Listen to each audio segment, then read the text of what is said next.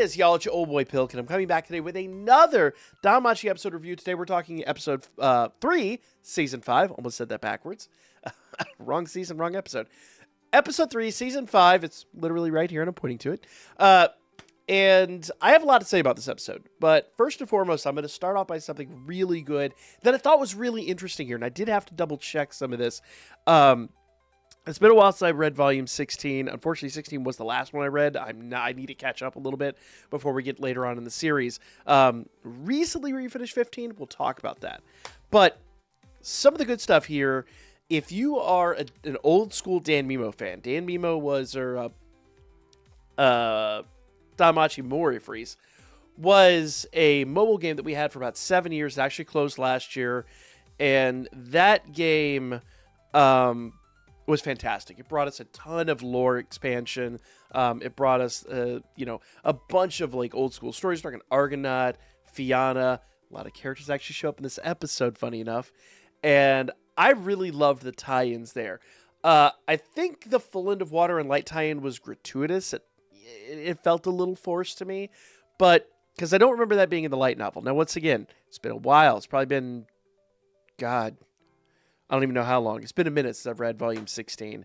And like I said, I have not read 17 and beyond just because it's hard sometimes. But nevertheless, I don't think it's ever been mentioned before. And I did a little research on this and I checked in. And I think that is unique to the game that's coming out. So it's a tie-in, and we know that game's coming here actually pretty soon, I'm guessing, considering they were pushing it so hard here. But I do like the gaming tie-ins. I do like the fact they're trying to tie it into the story. Now, and if I'm wrong on that, definitely correct me in the comments section, some of my light novel people. But I don't believe it was in there, but I could be wrong on that, and I have been wrong in the past. However, I didn't have time to read the whole novel before I started this review. I'm sorry, but I am working on rereading that. So, in that regard, those tie-ins to the games, absolutely loved that. I thought that was fantastic. Now, let's talk about some of the bad here, and I do have to get this off my chest. First of all, you guys know I'm not a big fan of JC Staff. I have criticized the animation here, because if you guys go back and watch my reviews of Wistoria, I honestly think Wistoria's like level of animation, which if you don't know, it's written by the same author. Omori penned Wistoria, although he did not draw Wistoria. He's more of a writer and less of an artist. So in that situation, that level of animation, I think in 2024 is what we've come to expect. So something that's like solidly animated on the twos probably would fly. I mean, it would definitely fly. Like it was, par of the course 10 years ago. But things have gotten better. We have, and I'll talk about this in my animation breakdown when I talk about this in episode 1. But I do feel like there are ways to supplement what the animators are doing. So these animators are massively overworked, guys. There's no sugarcoating it. Animators in Japan are very hardworking. They have extreme deadlines. They work long hours. They are underpaid. These guys are absolute heroes of the craft. So I don't want to discount what the animators are doing over there. What frustrates me is we have tools at our disposal that really can help these animators out, and for whatever reason, people are not utilizing this. But the fact that we have shows like Wistoria, and even if you go like watch JJK and things like that, there's a level that I think animation should be at if you want it to be top-notch anime coming out of Japan, at least. And it frustrates me to see a franchise I love kind of fall apart at the seams in that regard. I feel like we could do so much better. But that's my one gripe. So in animation on this one, I'm going to give it a 5. And the reason I'm going to give it a 5, let me explain. Because a lot of people would be like, oh, 1 out of 7, 1 out of 6. 5 is the bare bones average, right? 5 is dead center between 1 and 10. If it's a 10, it's perfect. If it's 1, it's garbage. I'm going to say this is probably the middle of the road. You did the bare minimum. You edited on the twos. You didn't do a lot of after blending or anything like that. Very little post-production work went into it. You show the animator's skill, but you don't do anything to enhance it. And that, to me, is extremely frustrating, especially as someone that has worked in animation and the film industry. And there should be some level of post-production. I mean, I'll get over this here in a minute, I swear, but it's just my biggest frustration. And nothing, I think, is more evident than two scenes in this episode. It is where Eyes spins around and pulls the sword out of her hip, and the sword changes shape and perspective multiple times. You can plainly see the tweens that were hand drawn, and when I say something's animated on the twos, essentially when you watch this episode, there's 24 images that flash on your screen every second, but they've only actually drawn 12 of those. So back in the day, it's what was to be expected, and it was just the way things were done. But what a lot of studios do now is, since you can cut corners and you can do still frames and use your computer to zoom in and out or move things around and just animate the mouths. Meanwhile, your animators could be working on solidifying those movements. Those movements could be a full 24 frame situation. Or even now, where we have much higher frame rate TVs and broadcasts, you can go even crazier. But rather than utilizing their tools to improve that area and make that look more fluid and look a lot more interesting, they just keep it as very jerky, jarring imagery.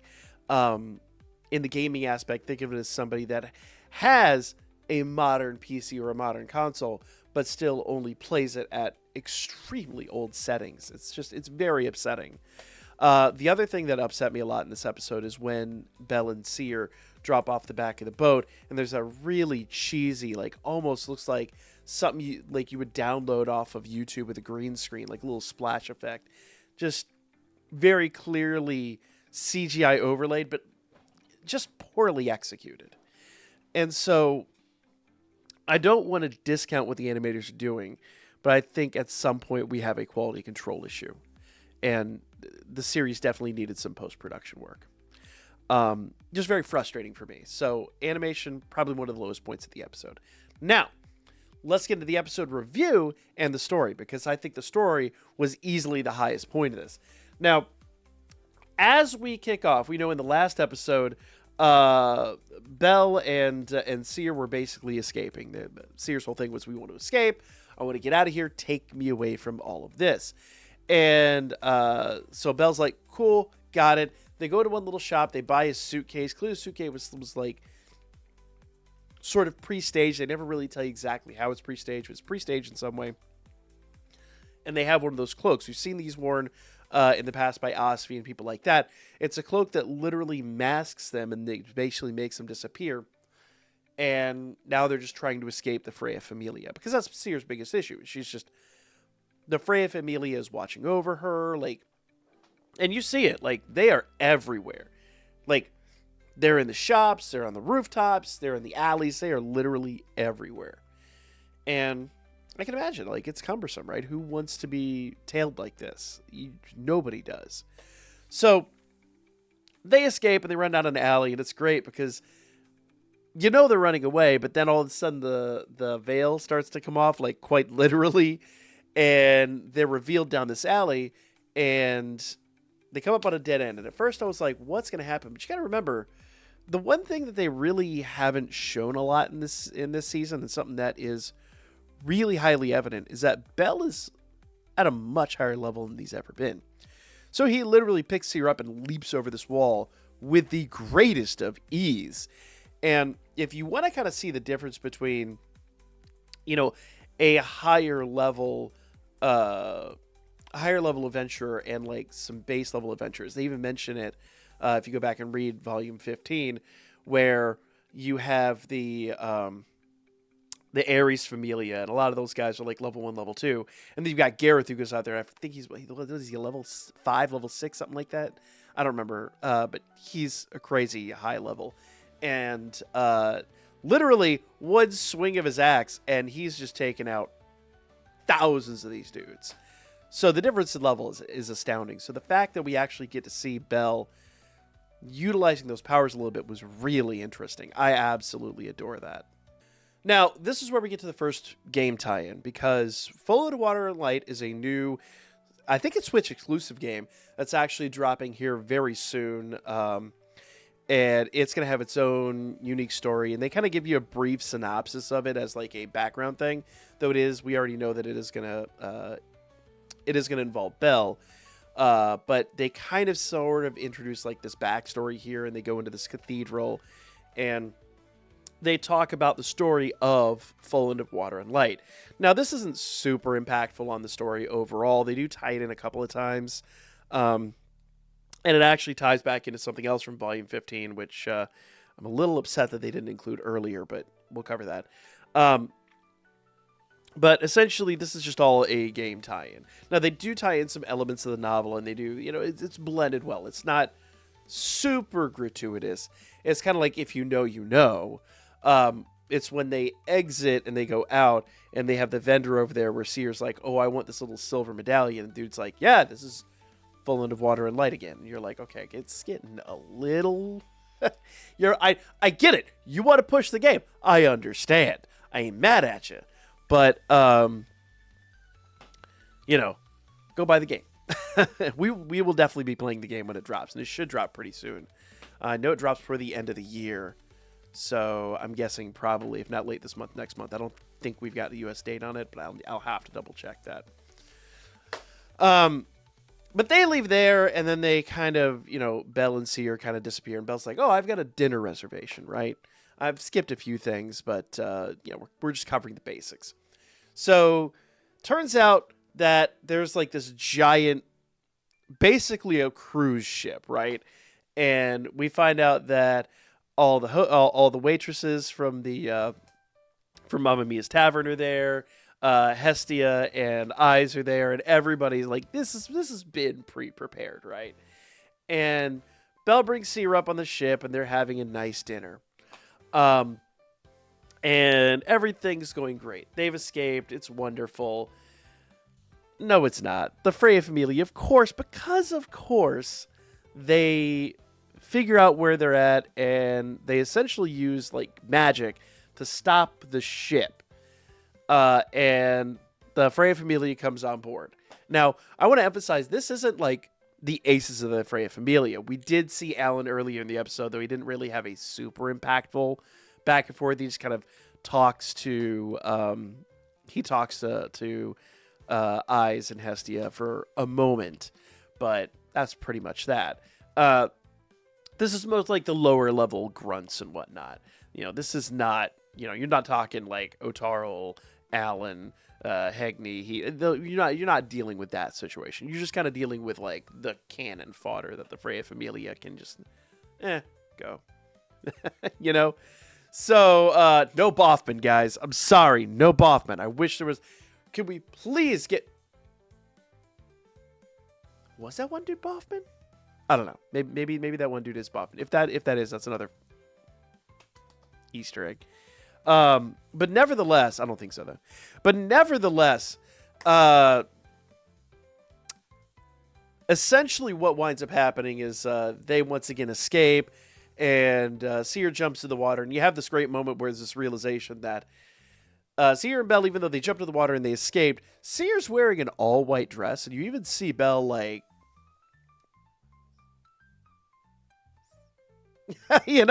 like.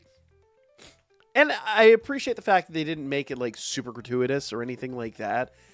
It's just it's a if you notice type of moment. There's a lot of Seer like deliberately enticing Belle. But the next thing that's really super important and that I really want to touch on is they kind of start crossing this bridge where they have all of these heroes on it, such as oh boy behind me. Albert is an interesting figure in this. But before I get to Albert, I want to talk about the fact that we actually got to see Finn. Not the Finn we know from the mainline series, the original Finn. I thought it was Fiona at first, but it's actually Finn. I did have to go back and double check that. But we actually get to see a bunch of the really old characters. If you go back in the channel, if you haven't played Danmachi Omori Freeze, there's some stories on the channel from that game. Go look up the Argonaut story. Go look up the Fianna story. All of those, I have the full things on these channels. They are quite a long story, but it's worth the watch and it's worth the enjoyment because we're getting light novel versions of all of those. In fact, a lot of them have already released. Some of them haven't, but nevertheless, all of those characters are there, and I love that. I love that little Easter egg. And in the prelude of Volume 15, which is super in my mind right now because I just finished rereading Volume 15, in fact, be real, I think I skipped the prelude last, or the prologue, or yeah. Anyway, the end. I think I skipped from the last chapter all the way to the next book, so I don't remember reading this part. But once again, I have a real bad memory. So the long and the short of it is, there's a celebration that happens at the end of the book, where you have basically this big festival. It's at night, just like this, and all the lights are off. There's no lamps. There's no nothing, and people just are. Everything's lit with candle, and people are out there like all night long, dropping flowers on the different monuments. And essentially, this is just kind of reincorporating that into the anime. But what upsets me, and what I'm really shocked we haven't gotten yet, and I don't know why we haven't gotten it. Maybe they'll work it in later in this season. But these monuments back here, Eyes is actually dropping a flower on there. And that's when Belle realizes. But I'm going to stop here if you don't want the spoiler. Appreciate you. But I probably already gave it away. Belle goes, wait a minute. His last name is something, Wallen something. And her last name is Wallenstein. But in German, you'd pronounce that with a V. And he's like, what? Yeah, legit. Eyes is apparently his kid. Or at least descendant. Yeah. So that was, and when rereading it, I was like, oh, this is a big moment. I hope they work this into season 5. Nope. They haven't yet. They might later. This might be something they kind of shoehorn in at a later date. But right now, I'm over here like, boah.